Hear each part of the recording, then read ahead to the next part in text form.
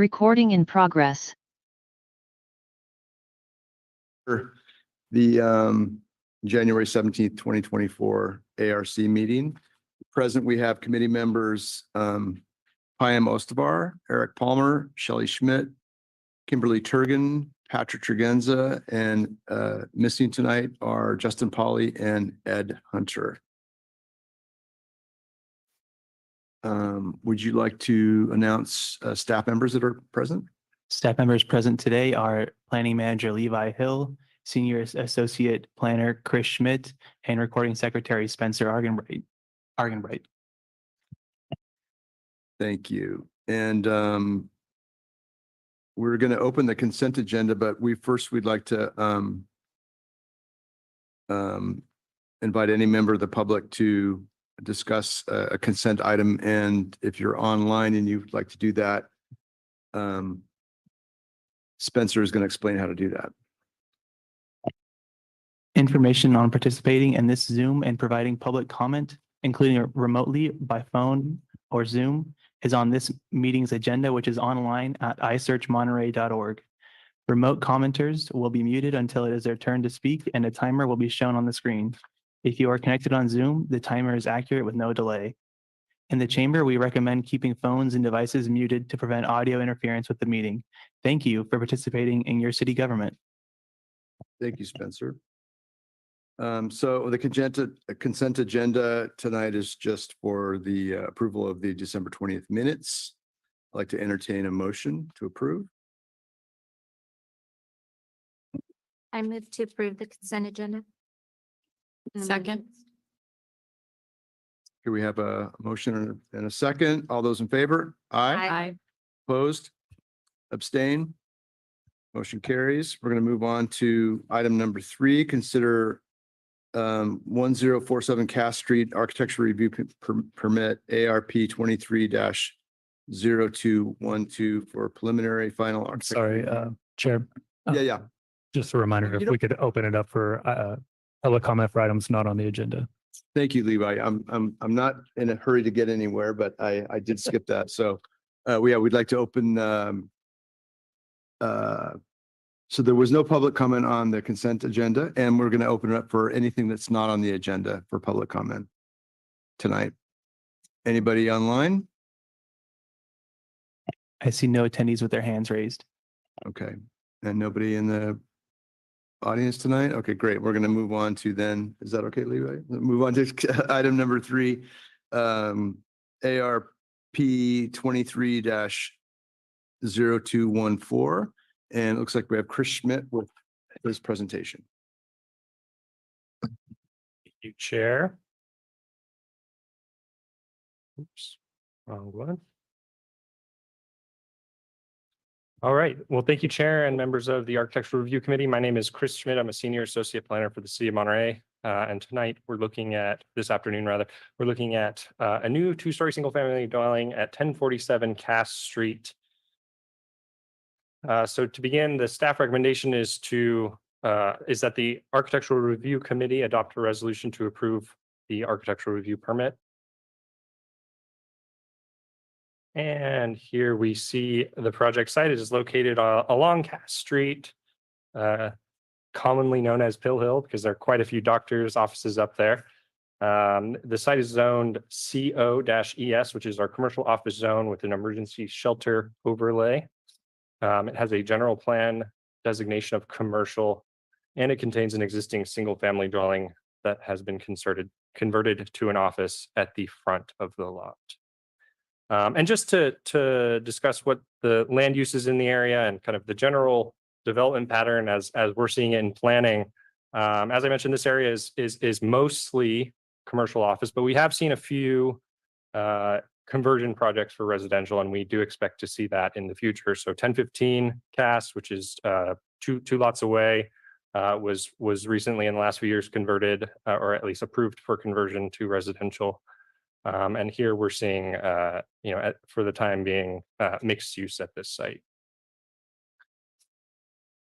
So the project includes construction of a approximate nearly 1,300 square foot 2-story single family dwelling at the rear of the lot. It involves new fill, a new driveway, new parking space, new landscaping and trees. There is an existing 1,100 square foot building at the front. And then I'll note the planning commission did approve a use permit for mixed use and development heights over 25 feet in the commercial office fairly recently. And here's the proposed site plan. So on the left is that existing office building, and on the right, you can see that new structure. I'll note new landscaping is proposed in the front yard. There's no, as well as new trees and landscaping at the rear. There's no driveway that serves the site now. It's just dirt. And so a new driveway is proposed as well. And here we see the floor plan. So on the right-hand side, that is the first floor. And on the second, on the left side is the second floor, which is kind of a loft second floor, which includes bedrooms. And here are the front and rear elevations.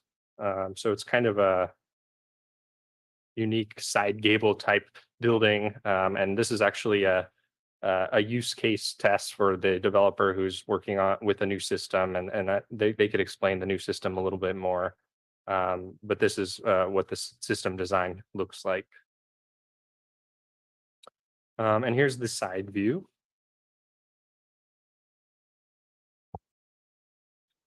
And I'll just quickly note, here's the landscape plan. So much of the landscaping includes new mulch in the front yard, as well as a number of new plantings along the driveway and existing dwelling, and then new trees and mulch at the rear. And going on to colors and materials. So as I noted, this is a construction system that uses these very specific types of materials. So a lot of it is kind of wood-like cement siding, and trim, composite, generally composite materials throughout.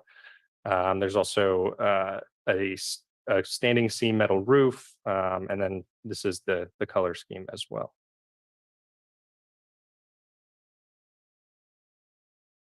And here's a rendering of the home.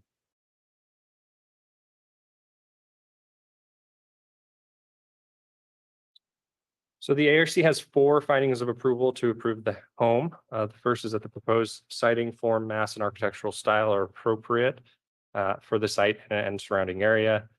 Staff made this finding. It complies with setbacks. The second story is smaller than the first story, which gives it a less massive view of the 2-story structure. And then the home is residential in character, but it is compatible with the commercial district. Second finding is that views, privacy, and living environment are not unreasonably impaired. There were no viewer privacy impairments that were observed. Many of the surrounding businesses and hotels do not really have any views of the bay. There are some views of nearby trees that would be slightly impacted, but still would have some view. So yes, the surrounding commercial uses have limited views. And then there would be no direct views into neighboring bedrooms or bathrooms. The third finding is that the project is consistent with city plans and design guidelines. The project is consistent with the commercial general plan land use designation, which allows up to 30 units per acre. And then it is compatible with the surrounding commercial area. And then lastly, the exterior finish, colors, materials, landscaping, and all other materials all other features are appropriate. As I mentioned, the project is residential in character and compatible with the district. So with that, staff would like to recommend approval of the project. I'm available for questions, and the applicants are here as well. Thank you. Thank you, Chris. Any questions for Chris from the committee? So am I to understand, would this be considered like a prefab house, or is it just a system, or? Yeah, I would refer to the applicant to explain it. As I understand it, they have custom made components, but the builder would receive those components, and it's supposed to be an easier construction methodology. Interesting. And were there any comments or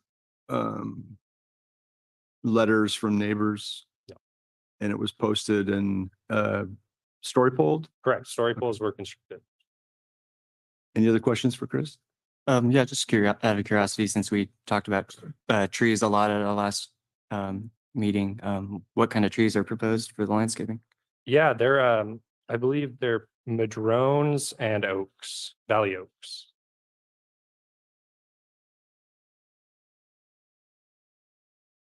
Thank you. Questions? Would the applicant like to make a presentation? If, thanks, great.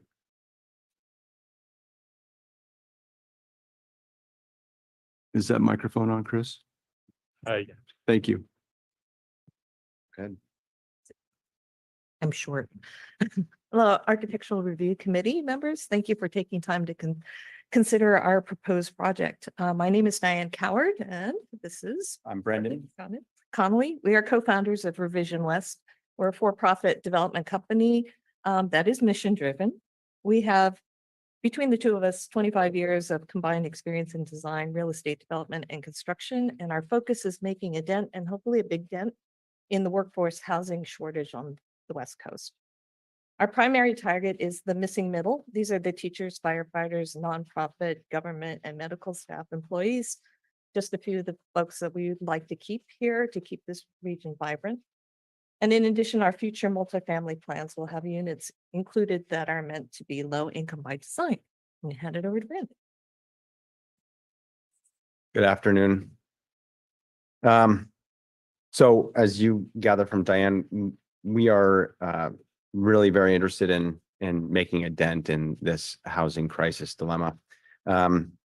We applaud the city's efforts to modify or with the housing element. We've been supportive along the way, but we also know from experience that the cost to build affordable housing is it's not affordable.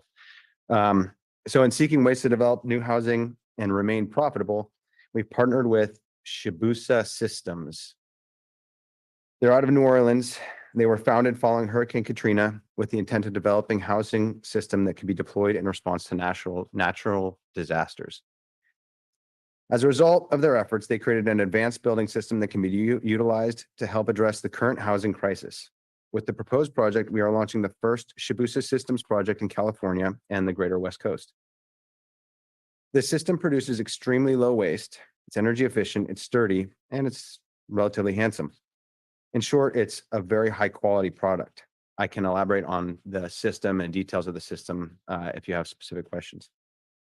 Monterey is a city of firsts, as we all know, and we felt building the first prototype here was an ideal place to launch this system on the West Coast. We've been working with the California architect, Todd Jersey, who's, I believe, joining us by Zoom to ensure we meet California building and energy codes. He's also been able to ensure we comply with the zoning standards here in Monterey. We've found so far great support from planning staff, the planning commission, and we're here tonight hoping to get your approval to go on and proceed to apply for our building permit.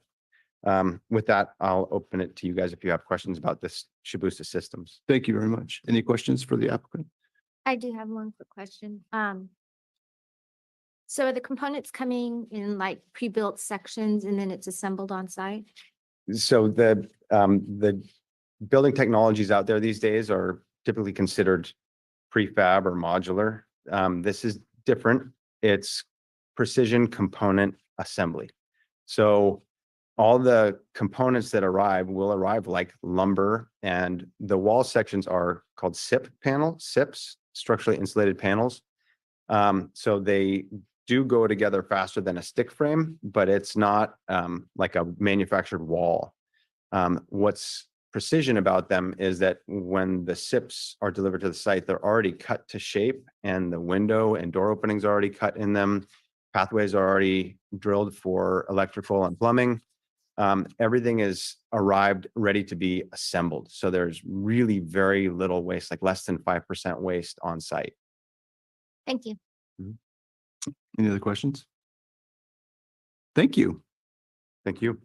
We'd like to open this up for public comment. Anybody in the audience or online? Okay. So I'm usually the opposite end of this. I don't usually complain since I'm a developer. But I own the building at 1035 Cass Street, and previously, before he sold the building, which I'm not sure he told the buyers or not, their runoff was flooding my parking lot. And our parking lot is served by a sump system that pumps the water back up to the main street. I'm not sure if the seller disclosed that to the new buyers, and I just received this notice about about the house, the duplex being built on the property. So I'm going to ask for this project to be denied until they have a plan for runoff, because they're increasing the impervious surfaces on the site in order to build this house, and especially the driveway. And if you went to the site now, you would see that that driveway where can we bring the driveway back up, please? Thanks, Chris. Thank you. Well, sort of, we're almost there. Okay. Okay. All right, I'm getting dizzy. Okay, so as you can see, the driveway starts at Cass Street, which is on the left, and it goes down the lot now. And then it has the turnaround for, I guess, for the fire department. So right there, and then the house is located on the right. The problem with that was, and nobody bothered to really draw this out in the picture, there is no DI or any type of runoff where that T section is for the fire department. And all that water that accumulates on that lot runs right into my parking lot. And with increased impervious surface, they cut all the trees down while I owned my property. They went in there and basically clear cut, that's their right. I mean, whatever. I hope they made lumber out of them or something. The clear cut all the trees and all the vegetation. So the last year when it rained, they literally flooded my parking lot. It was underwater because the power went out, my sump went out, and all their water on top of my water wound up in my parking lot. So I doubt the seller disclosed that since he was so anxious to sell the property, but I did have a conversation with him, and he dug a hole right against the property line where that driveway T is. But he never did anything. He never put a sump pump in. He never figured out where the water was going. He literally dug a hole, and that was his solution to the problem. So under CEQA, they should not have a CEQA exemption on this. This is a pre-existing condition, and they are not entitled to have a bypass on CEQA for this project because of this condition until they plan to have a plan basically to get the water from that part of the lot somewhere else. I don't know how they're going to do that, but that is an important attribute to this project. And I think it's been totally ignored. So they could put a sump in with a pump like we have. And if I didn't have a pump and it just ran off my property, I could probably care less. But I actually pump all that water that runs onto my property back up to the street. So I am not in favor of that. So I'm asking for the project to be denied. Thank you. You're welcome. Well, I've run out of time. Good luck on that one. Okay. Chris, is there any plan to mitigate this runoff issue? Yes, so the developers actually put a lot of thought into it. So they're changing the grade a bit to allow the flow to flow back towards the street and storm drain. They do plan on installing new sump pumps and drainage features on site. There's a retaining wall to separate the site from the north property. You can see that here. And then, the city also does require stormwater features to be constructed, and those are typically designed at the building permit stage for a project of this size. And it doesn't require any significant stormwater control, but I think with what they're proposing, they'll make a significant improvement based on existing condition. Can I speak again? No, I'm sorry, you can't. Well, I did want to address. Yeah, you had your 3 minutes, and I'm sorry, that's just the way that this meeting runs. Is that okay with you, Levi? I'll open it up. Yes. So the chair has the ability, we are still technically in the public hearing portion of the item. The chair has the I'll give you another ability. 3 minutes. So we to should address- probably confirm whether or not we have other members of the public that Yeah, will okay. speak on this. Are there any other members of the public that would like to speak online or in the audience on this project? All right, sir, you can have another 3 minutes to address Mr. Schmidt's I comments. guess my question is then grading the lot so the water drains to the street is I should preface that I'm an engineering contractor. I've been around a long time, built a lot of subdivisions. it'd be impossible to get the water to drain from there to the street without a sump system. My question is then, why is that, why is there no provision on this plot plan then for a DI that would catch the water with a sump in it? And secondly, how do I know for sure if you approve this project that that sump system's going in and I'm not going to continually get flooded? So that's all I really want to say. So I would like a condition added to this approval that clearly states that a sump system will be installed that will mitigate the flooding of my parking lot from that lot. Since now they've completely cleared all the trees and now they're putting impervious surfaces in. So Am I mistaken? I mean, looking at this plan, I see sump pump shown on this. Is I got it online. I didn't really see it. right there by the tree. Yeah. And So how is that going to collect the water then from the driveway that's on the downhill side?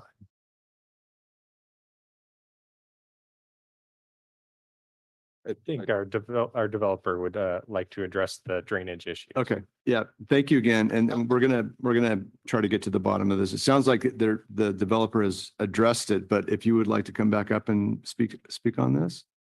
Thank you.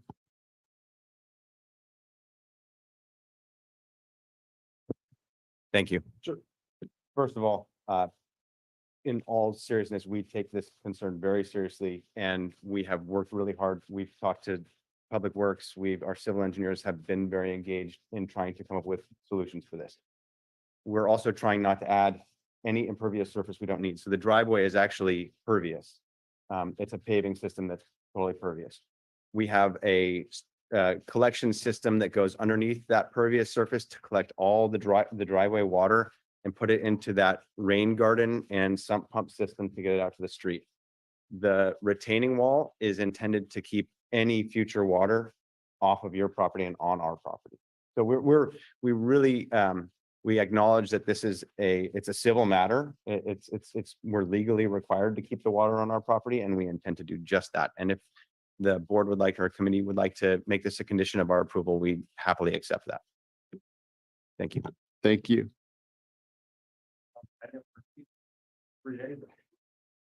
And staff will also note that as the applicant has indicated, that there has been an engineer design for drainage submitted as part of the application, has been reviewed by our Public Works Department and approved.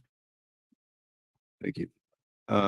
So if that's it for public comment, we'd like to close public comment on this and open it up for committee discussion.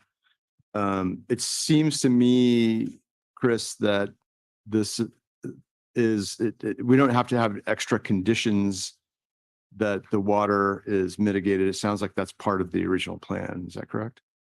Correct. Okay. Open it up to the committee. Yeah, I'm seeming pretty confident that these extensive stormwater control features have been reviewed and approved. I like this cottage prototype. It looks really attractive and compatible with the surrounding neighborhoods. I like that it's energy efficient. We should be proud that we have this prototype coming here. I looked it up online. Looks really impressive. So those are my comments. Yeah, I think with the state mandated, housing order that we've been handed, this kind of solution is welcome for sure in our community. So I'm glad that we're again going to be the first to see one of these go up in our city. So any other comments? I just want to say I appreciate the thought that the developer seems to have put into the design of the house, the reasoning behind it. And that I'm confident that the stormwater issue will be addressed, if not at this stage, which it is, but it has to go through the building department and that will be addressed definitely and ensured for compliance at that stage. So appreciate the thought into this project. I don't have much else to say. Just I appreciate your concern about the stormwater. I'll echo what the applicant said. You know, these are important, serious issues. It does seem like they've covered those issues and reviewed them with the appropriate civil engineers and things like that as well. So it does seem like it's solving those solutions. And I believe it's out of our purview, but there are usually those that can come in and check for compliance and things after construction as well. So hopefully that's resolves those concerns. Yeah, I'll second that. Thank you for coming in and voicing your concerns for sure. As a property owner and citizen. And yeah, if there will be compliance, standards for this project, then if you're still having problems with water, talk to the city and engineering and we'll see if we can, come up with a solution. Any other comments? Excuse me. I'd like to move to approve 1047 Cass Street, ARP 230214. Here a second. Second. All those in favor? Aye. Aye. Opposed? This passes unanimously. Thank you, applicants and comments. And we're going to move on. This can be appealed to the Planning Commission within 10 days. We're going to move on to item number 4, consider 2101 North Fremont Street, ARP 24-0001 for preliminary final architecture review to construct a new 42-room, 4-story hotel and parking lot. And Mr. Schmidt. Thank you, Chair. Again, my name is Chris Schmidt. I'm a senior associate planner with the city, and I will also be presenting this project. So yes, we're looking at a new 42-room hotel, parking, and landscaping at 2101 North Fremont Street. The staff recommendation is to adopt a resolution approving the architectural review permit.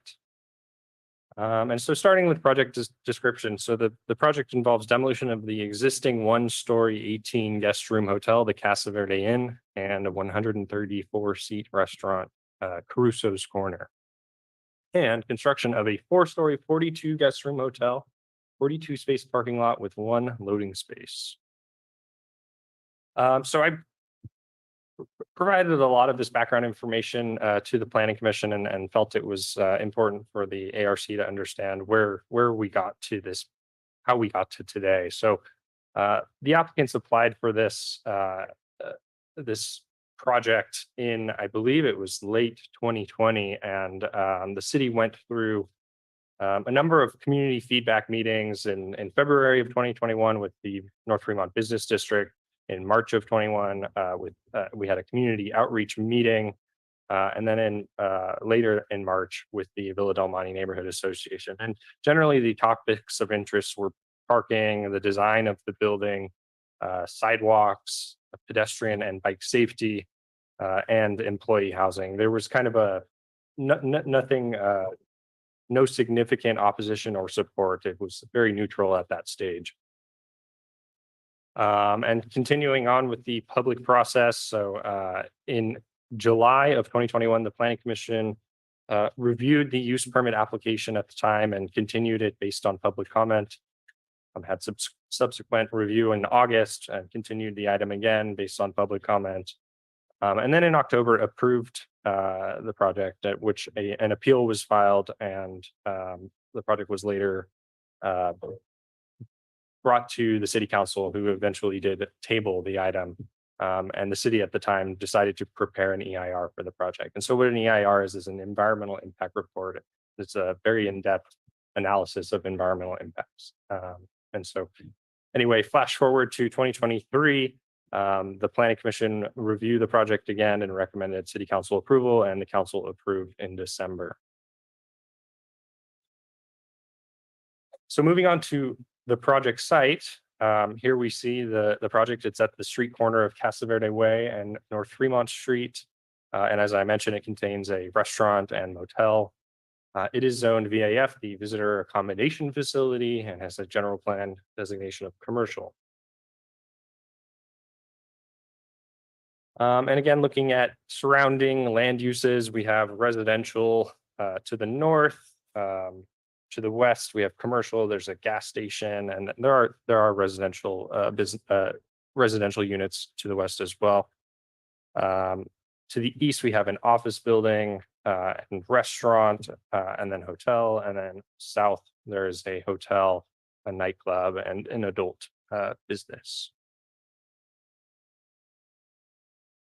So just looking at, this is a table from your report. This is a comparison of the existing condition versus the proposed condition. And, a couple of things we want to highlight here is the lot coverage would be reduced. There would be a reduction by about 1,000 square feet. The height would increase from 20 feet to 40 feet from the lowest part of the grade. It appears 35 feet from North Fremont Street. Guest rooms would increase from 18 to 42, of course. Parking would increase from 32 to 42. Impervious surface area would decrease by approximately 635 feet, and landscaping would make up that difference with additional 635 square feet. And so here we see the site plan, and the key things I want to highlight here is so that there would be a driveway entrance here along Casa Verde Way and a driveway entrance here on North Fremont Street. The main entrance to the hotel would be at the corner on North Fremont Street, with the rear entrance for guests and staff at the parking lot at the lower basement level. And here's that basement level.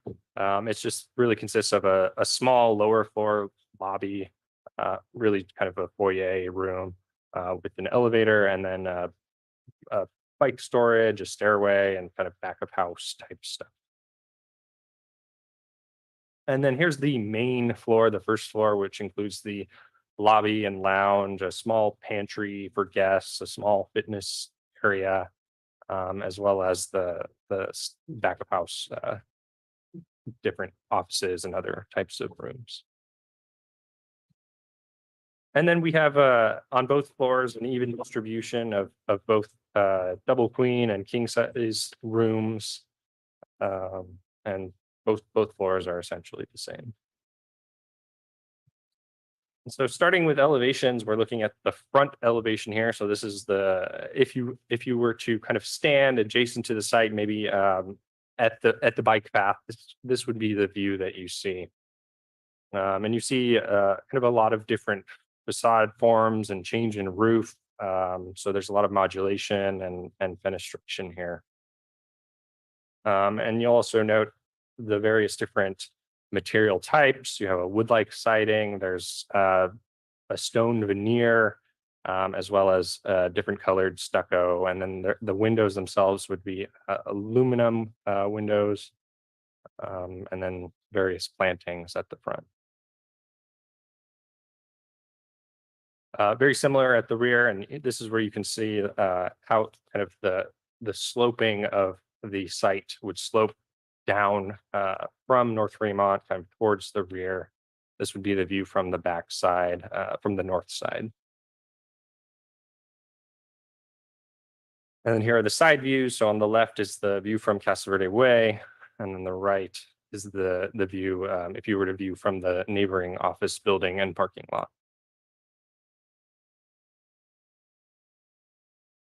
And I briefly went over the materials and colors, but here they are in more detail. Like I said, lots of different colors and materials and modulation.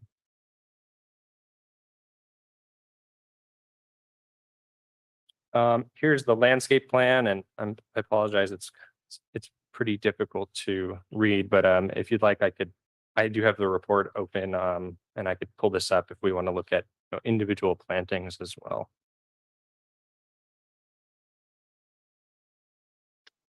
So here's a Google image street view of the existing condition. And here is rendering of the proposed condition. I'm going to have a couple of different renderings here. Here's the backside from the Casa Verde Way sidewalk. The North Fremont Street sidewalk looking towards the west. This is the North Fremont driveway entrance. And Casa Verde Way driveway entrance. Okay, so moving on to findings. So I just went through these findings, and but there are 4 findings for approval. The first is that the proposed mass form and architectural style are appropriate. The project is sited at the street corner away from neighboring residential uses and also contributes to the desired commercial corridor along North Fremont. Includes multi-level roof lines and fenestration with facade articulation. Staff was able to make that finding. Next finding is that the views, privacy, and living environment are not unreasonably impaired. The structure is sited more than 80 feet away from neighboring apartment use. The project does include privacy screening in the form of landscaping and a wall at the project parking area. The project is consistent with city plans and design guidelines. It is consistent with the general plan. As I mentioned, the land use designation for the site is commercial and the proposal is commercial in character. This has come up a lot with this project. The North Fremont specific plan policies do not apply because this site is zoned VAF, but the architect did implement some of the design features to encourage a cohesive design with the planned development of North Fremont Street. And then the last finding, exterior finish, colors, materials, and all of their exterior features are appropriate. It is a contemporary style. It includes a variety of materials, and they have included a landscape plan. So with that, staff, and I will note, we did receive public comments for this project. We have comments from Kelly Violini of the North Fremont Business Improvement District, who wholeheartedly supported this project and hopes to encourage more investment in the area. And then we also have public comment that was submitted about an hour ago from the neighboring property owner, and I believe they're here as well. But generally, they do not support the project in terms of its design and impacts to their neighboring apartment building to the north, as well as they do not support the city's decision to not require story poles for this project. So with that, staff's recommendation is to approve the project.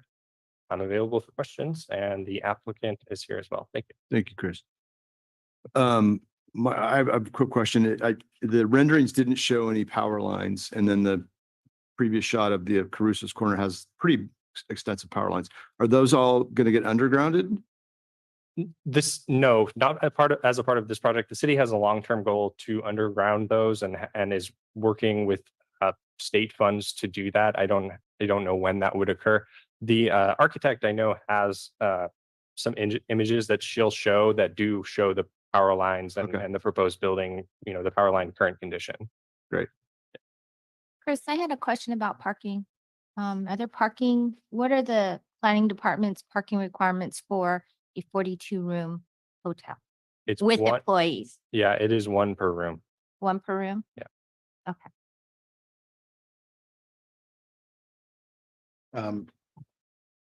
It's just, it was on our mind from the last one. Are they dealing with stormwater on site?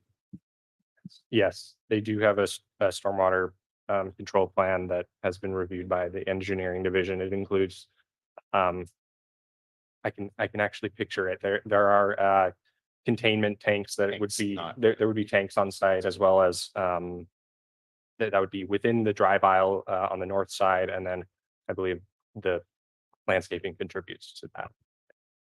Restaurant was removed, so it's just hotel now? Correct. No bar, restaurant, anything in there.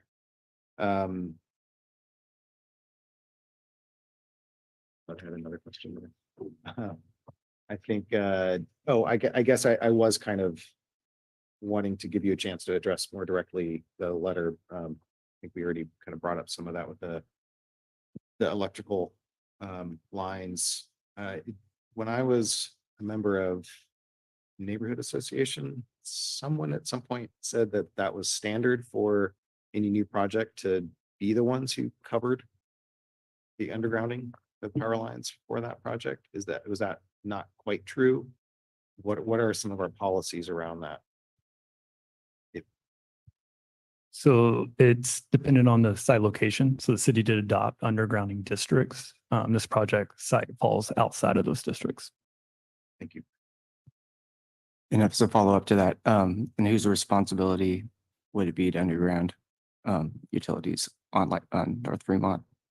So as Chris mentioned, the city would be responsible for that endeavor and there is a long-term plan for that undergrounding for those lines. They're coordinating with PG&E. It's a heavy lift. Because when I worked at the city, I remember it was, those conversations were starting and in terms of the neighborhoods, it's my understanding that the homeowners would be responsible. But is that true? And I'm just for my knowledge, but it sounds like business districts are, it's a responsibility of the city. So for this specific location, it would be the city's responsibility. Any other questions for Chris? One last question. Did the planning department evaluate traffic along Casa Verde and North Fremont in terms of how a 42-room hotel might impact that existing traffic conditions? Yeah, so as part of the traffic analysis that was done for the original mitigated negative declaration and subsequent EIR, there were traffic studies, both level of service and VMT studies, vehicle miles traveled studies prepared for the project. Thank you.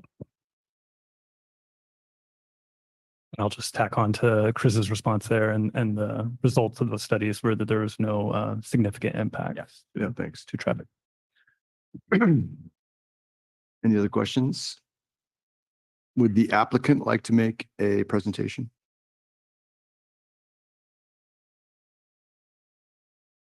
Good afternoon. We also have our architect online, hoping we can have a little more than 3 minutes if possible. Thank you very much. So I'm Cody Phillips from Lombardo and Associates on behalf of the applicant. And we respectfully request that you follow staff's recommendation and approve the project. The project before you was unanimously approved by the Planning Commission last November and the City Council in December.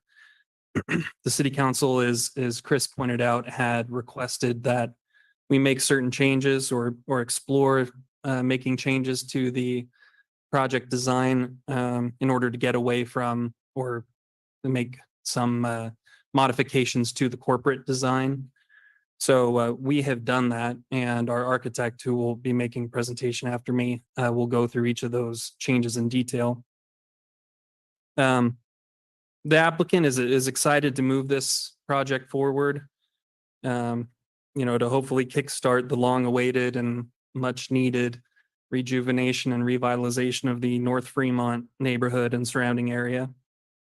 And as Chris mentioned, the project is compliant with all of the VAF policies from the requirements of the VAF zoning district.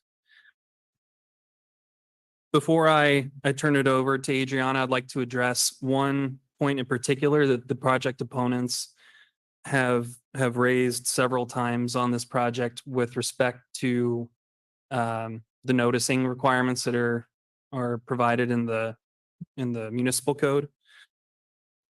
Section 38-189.d.4 provides, in relevant part, that if safety concerns or other issues preclude installation of story poles and netting, alternative means of illustrating a project may be used at the discretion of the city manager or designee. Said concerns or issues shall be clearly identified and the alternative means provided in the written notice. The city's building official on January 4th of this year wrote a letter which was similar to a letter that she had prepared several years ago when this project was moving forward the first time around at the Planning Commission, which provided that due to the required height of the poles and the proximity to the public right-of-way and nearby utility lines, it would be impractical to install them safely to withstand typical coastal wind forces. They could become a danger to nearby pedestrians and drivers. And consequently, I support your determination to alternatively accept the placement of conceptual simulations securely posted on site. The notice, which was sent out to the public, also included the required language as required by that code section, saying that in lieu of story poles which pose a potential safety hazard in this location, the applicant has displayed noticing boards on site showing a rendering of the proposed structure. So the project is clearly in compliance with the municipal code section in question. And finally, with respect to the impacts that were identified with respect to traffic and any other impacts, the environmental impact report, which was prepared for the project, it looked into all of the potential impacts, including noise, traffic,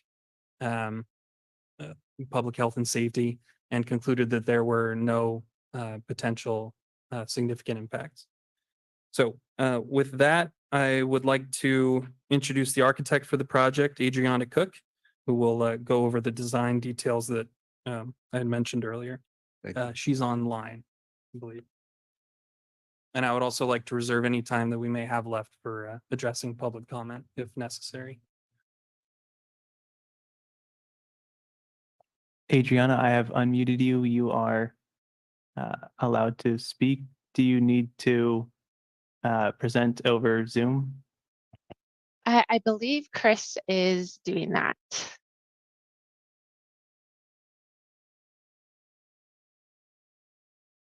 All right. All right. I'm Adriana Cook from Eris Studio Architects. We've been working on this project for a few years now, and we're really excited about it. You want to go to the next slide? As you can see, these are the existing conditions. I'm sure everyone's aware of what it looks like and how it is now. Next slide. Here's a few kind of realistic renderings of what it could look like, what we're hoping it looks like. This is at the corner of North Fremont and Casa Verde. It's really gets us excited because, you know, it's showing this intersection how it's intended to be in the general plan, and making it a lot more exciting than it currently is. You can see the overhead power lines in this, as you discussed earlier. Obviously, there's some Photoshop happening, so they don't fully go all the way through, but hopefully this gives you an idea per the previous comment. Next, here's a view from the other end of North Fremont looking down. And then there's one more looking from the gas station across Casa Verde. And as you can see, this is a tricky site. There's about 10 feet elevation difference from North Fremont to the rear or the north end of our site. So it is a little tricky for us to get this all to work. Here's a prototypical Avid. It's a branded hotel, and it looks very corporate. This is very flat. It's all stucco. The windows have no mullions. They're just painted stucco, and there's no other material, and that is the corporate Avid brand. Here's our elevations. One item that is per brand, obviously, is the signage, but the red, it's a specific red to this brand. And as you know, with branded hotels, there are certain items that have it jump out to be that brand for guests. And so there are certain things we can push back on, and this is one that we cannot. That being said, we were able to do a lot of pushing in and out. I think we've elevated the plain stucco palette quite a bit with the wood paneling. We have the darker wood as a vertical wood-like fiber cement panel. We have the lighter beachy color on the corner that's going horizontal. We have stone at the pedestrian level, lots of landscaping. We have some vines built in on a prefab trellis to kind of break up the massing as well. There are some awnings, and yeah, this is the back side on the north where the parking lot is and the rear entry. And then the east side is up against the State Farm on the east. This is color materials palette. We kind of touched on it already, but again, using the NewTek wood, which is a really durable siding material that looks really nice and is going to hold up in this climate. And again, we're not required to comply with the North Fremont specific plan, but we are within kind of the surrounding area. And we want to blend in with the neighborhood and try and meet as many of the goals that are in that plan as possible. And Chris touched on some of these, so I'll keep it brief. But the proposed siding for mass and architectural style are appropriate. We had that community workshop and participants expressed a desire for North Fremont to be a little more modern and not so much of the traditional. And as you can see, there's not really much of a defined architectural style, especially for the hotels currently on North Fremont. And so we're trying to be the front runner and lead the charge here to become more modern and updated and get North Fremont the love that it deserves. We have a variety of undulations in the building massing. Again, it's not your rectangular flat building, it's four-sided architecture.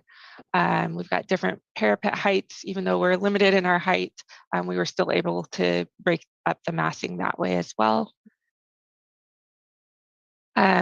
There's a lot of glazing on all sides. Again, we've got canopies, awnings, and a lot of the glazing on the ground floor to engage the pedestrians, which is part of the North Fremont plan as well. Again, here's the rendering for North Fremont and Costa Verde. The rear entry off of Costa Verde. The second item, the proposed project will not unreasonably impair the views, privacy, or living environment. Like Chris mentioned, we located the building far away from the neighboring properties and at the street frontage, again, to engage pedestrians, but also to kind of activate that intersection, that corner there. The proposed project is substantially consistent with Monterey General Plan. So our main goal is to promote mixed use, which this is commercial, like Chris mentioned. Again, lots of pedestrian interaction on this ground floor. Parking's pushed towards the rear, lots of storefront, and the main entry there on the corner. Again, prominent architectural tower at the corner. Another item, exterior features appropriate for this project, was screening of the trash. We actually put that within the building footprint to be less of an eyesore. The only other option would have been on that north property line, and we didn't, it's residential, so we wanted to keep it away. So there's no visual of the trash enclosure. Again, the materials have this handcrafted character and durable presence. Click one more. And so the new tech wood, if you were to look it up, there's a 25-year warranty. It's definitely a premium material and is to be in this type of environment, and it's eco-friendly and all of the things. Again, when we were picking the materials, we tried to get something that symbolizes the geographic landscape, the woodlands and the coastline. And so that was kind of our original inspiration. And I believe that's it. So I'll be available for any questions, and yeah, thank you. Thank you. Does the committee have any questions for the architect?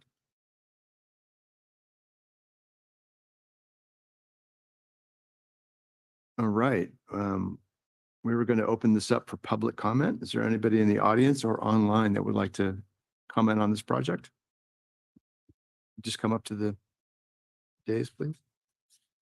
My name is Layla Maroon. Our family partnership owns the 13-unit apartment complex directly adjacent to the proposed Abbott project. We're opposed to the project as currently planned and feel the city continues to push the project through now with insufficient public notice and allowing public sidewalks that have been documented by the applicant civil engineer, acknowledged by city planning staff to be unsafe. The city is proposing to waive the story pole requirements, even though there are safe, viable alternatives to set the system up. The presence of PG&E lines were identified as the reason. However, the city of Carmel has recently had story poles erected for a proposed 4-story building, all within the lot lines with no guide wires in any part of the sidewalks. We also previously submitted a proposal where a local company is able to safely attach flag lines to equipment lifts without any guide wires. These equipment lifts are designed to withstand adverse weather conditions, whether it be wind, rain, storm, or anything else. They're specifically designed for outdoor use. The depictions of these proposals were attached with our submittal.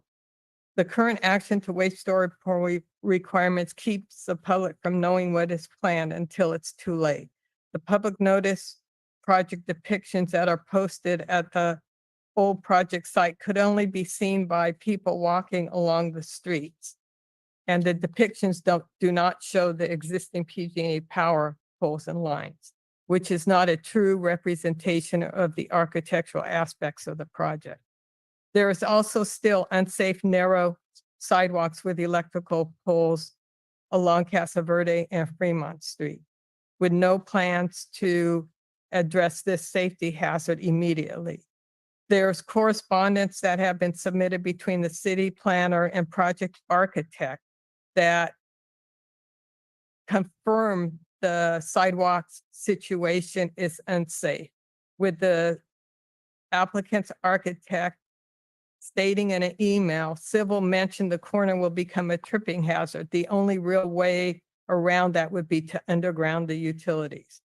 There is no current plan to underground the utilities before the project is constructed, thus having a known safety hazard existing with plans to build a 42-room hotel without them including any undergrounding to make the area safe for the public. So we're opposed to the project. Thank you, Ms. Maroon. Excuse me. Are there any other public comments? Anybody that hasn't spoken yet online? I see one participant with a hand raised. Last number is 500. I will allow you to talk. Can you hear us? Hello, you can hear me? Yeah, we can hear you. Okay, good. This is Wendy Brickman. I just wanted to comment about this project. I think it's, I've worked with North Fremont Business District for many years. I think it's the most exciting thing ever. I was so happy to see all the illustrations. I think that you've thoughtfully addressed the issues that have been brought up, and it's just time to have a new building on North Fremont to make a turning point for other people to improve their properties and to build new properties where there's availability. And the TOT tax will help the city, which always helps us because it helps to pay for police and fire and other improvements. It'll bring additional diners to our restaurants, patrons to our other businesses. It'll be modern. It will really enhance the area. And I know that last time we had talked about, and Tony Lombardo had mentioned, we could have a shuttle to reduce employee parking when there's a big event on the fairgrounds.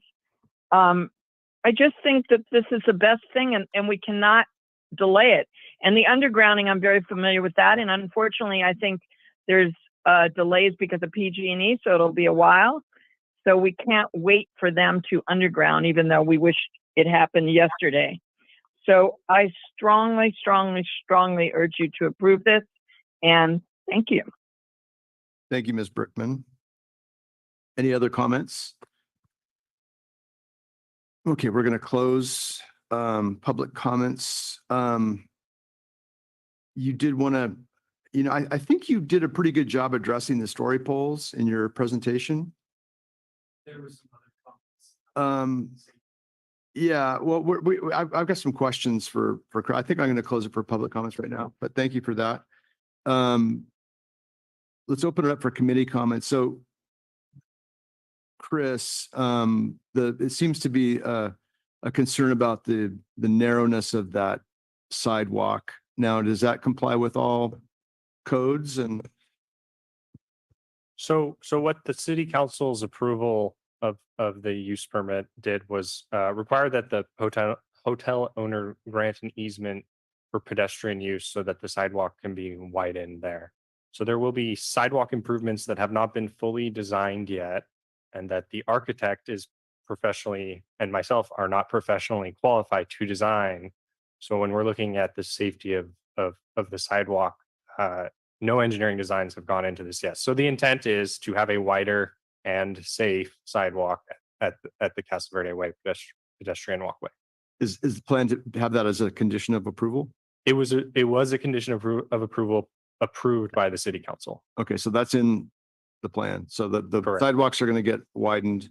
Right. And then my other question was, it sounds like Ms. Brickman alluded that the problem with undergrounding maybe lay in PG&E's corner, and that might be what's holding this. I mean, we are talking about comments, but it'd be great to see it done while this project is being built.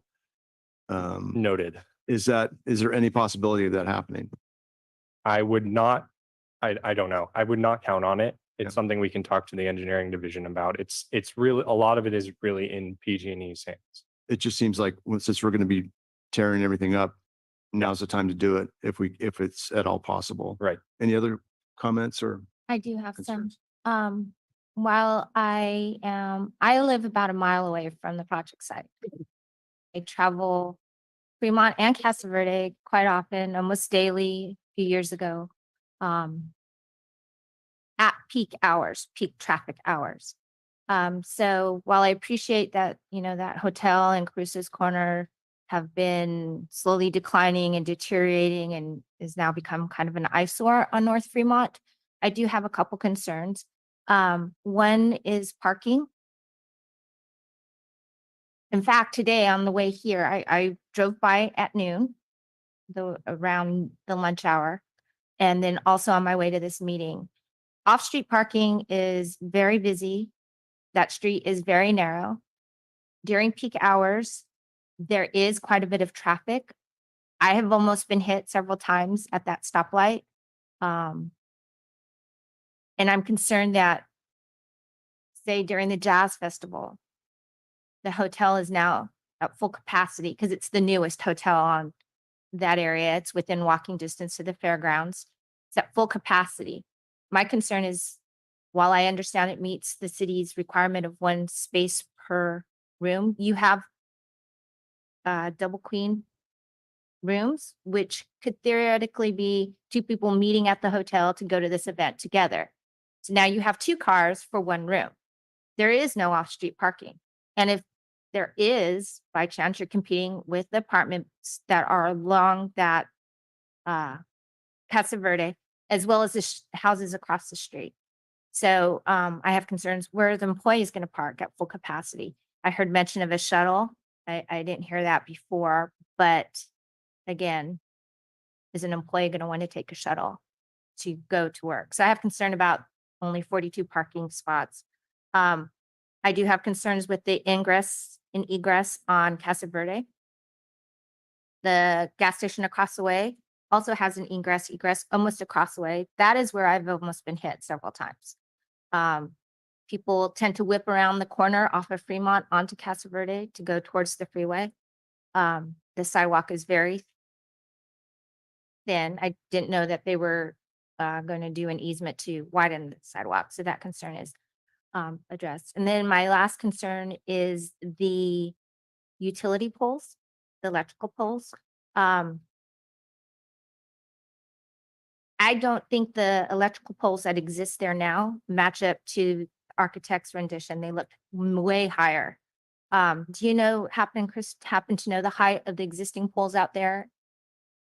Because they didn't seem to match the architectural. I don't know that. I don't believe they're anywhere higher than a 3-story building from that ground level. And so I have concerns of what it will look like and how that will work with the existing poles if there's no one planned underground anytime in the future.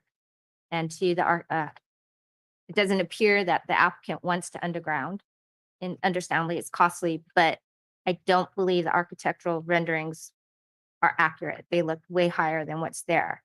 In fact, I know during one of the photos, if you could show it again, they actually sag below the.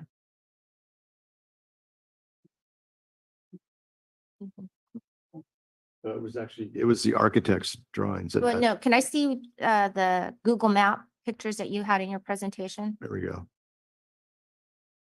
Okay, so compare that to the picture that you had in your presentation, please.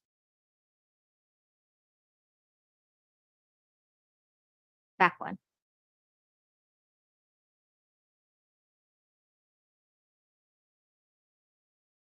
There was one photo where they almost appeared, the lines appeared to kind of sag a little too. So I'm kind of concerned about how, and because I live in this area, I do know that all the electrical lines do sag.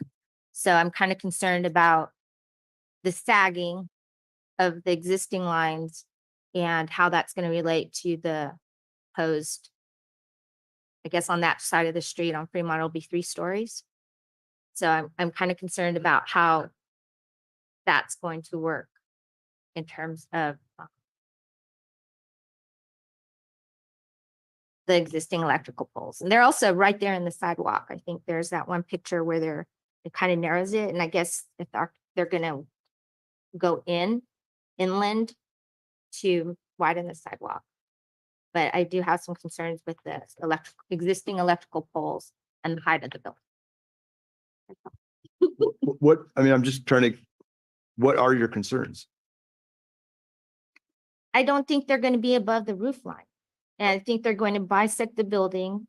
They are sagging. They do sway. Are you concerned that they're going to touch the building No, I think it's going to bisect the building and look, and just look. mess up their view? Okay. Yeah. Okay. It's going All to right. visually look Yeah, but not pleasant. got it. So I unfortunately I need to go. Yeah. It's past 5 and I have to pick my child, but and I generally don't have a lot of concerns with this. I do appreciate the letter that was brought forth and hope that it sounds like those concerns are being addressed generally as a larger general topic. It seems like large construction projects like this should be able to handle undergrounding. I know that's not what's in the plans, as Levi was saying. Thank you for that. But maybe the city should consider some more aggressive measures in that regard. Because that's fairly standard in a lot of cities, but and obviously would have simplified a number of things here in this project and those concerns. But so generally the ground floor seems like a number of those pieces are being addressed through future plans. Generally, I think these things are going to improve the look and feel of spaces like this.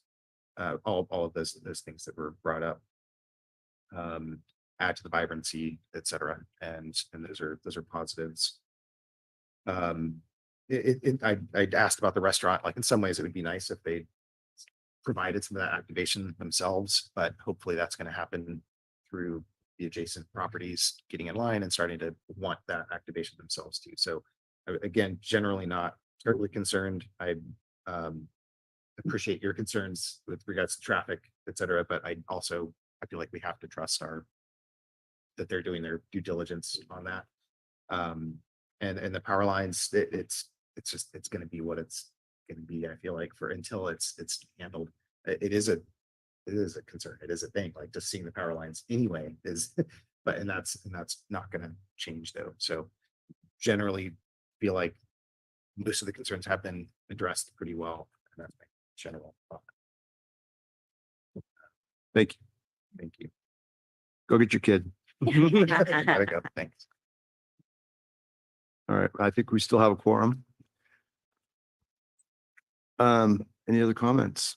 When I was working at the city manager's office for a long time, I was involved, or at least listened to a lot of the conversations behind undergrounding, and it's my understanding that's really, really expensive. I heard the figures that would go toward how much homeowners would have to spend. And as a homeowner myself, I did the exercise of, is that worth it? And for my household, so I see undergrounding as a pretty glacial process. And the other things you have to take into account is since the city would be spending a good amount of money on this process, which places get priority? Is it going to be this corner of North Fremont? Is it going to be areas closer to the forest and things like that? Personally, I support the project. I think I like the attractive landscaping and the architecture. I think North Fremont has more of an opportunity to be creative with building design than other areas, historic areas such as downtown Monterey. And I think we all saw what happened when the conference center was built and Alta Bakery down Alvarado Brewery, and how much that revitalized that district. Same with entrance into Lighthouse. We approved a mixed use building that's really blighted on Lighthouse last meeting. There's a lot of remodels going on over there, and I think North Fremont needs some TLC, and I appreciate what the city has done so far in terms of pedestrian and traffic safety and landscaping. The intersections look great. So I'm in favor of this project. I did to follow up with Shelley's question about parking. How many parking spaces were there prior at Cruz's Corner compared to this project? There were 32 spaces for both the motel and the restaurant. Okay, so adding 10 more. So I don't think I have anything else to add. Those are just my comments. Yeah, that building has been blighted for a long time, and there's several other blighted buildings and empty lots. And I think we have a project that can jumpstart that kind of revitalization that we've seen in other areas. Thanks, Eric. Yeah, I'd like to commend the architect for breaking out of the corporate cookie cutter and adding some more fenestration and interest in natural materials to help blend it into our city. And I agree with Eric that I wouldn't like to see this necessarily on Alvarado Street, but I think North Fremont, that's going to be a good addition to hopefully be a kingpin that will start, a process of renewal that's long overdue. And it's good, the utilities are going to get undergrounded eventually. Like, it might be 5, it might be 10 years, it might be 15 years, but it's going to happen. It's got to happen. It'd be nice to have it happen during the construction, but if our hands are tied, then our hands are tied. As far as pedestrian safety goes, it sounds like you've addressed that. I think it's really important to have, pedestrian access. That's one of my criticisms of the new construction out in Marina, the mall out there. It's just, it's really not pedestrian friendly at all. And I know that with this location, a lot of people will be staying at the hotel, walking to the fairgrounds and back. So it's going to be really important for them to be able to, park their cars and leave them parked for the weekend and then be able to walk to and from. So I'm definitely in favor of this project. Any other comments? I'd just like to echo the appreciation of the architect and the team for not making it that corporate box that we did see, which is typical for this brand. So really appreciate the new materials and really hope that this is the start of some renewal and regeneration in that neighborhood. And of course, just like Patrick said as well, concern about the power lines, but that is a little bit out of their hands. So we'll have to rely on PG&E and the city to get that taken care of sooner than later, hopefully. But again, just really appreciate the thoughtfulness of this project. So I entertain a motion on item 4. I'd like to move to approve 2101 North Fremont ARC permit ARP 240001. I'll second that. All those in favor? Aye. Aye. Opposed? Nay. And so you've got that recorded as 3 in favor and 1 against. Motion carries. That can be appealed to the Planning Commission within 10 days. Thank you, everybody, for showing up. Any committee member comments amongst us, those are that are left? Planning office update, Levi? Sure. Yeah, just quickly, as you're aware, as a follow-up to the December 15th City Council special meeting, they did approve the project that you just also approved, which is the North Fremont Street Hotel project. And then we just have on there our tentative agenda for the February 7th ARC meeting. We have one item tentatively scheduled. So we are planning on having that meeting, and that's all we have. Thank you, Levi. Sure. Like to adjourn the meeting. Thank you for coming.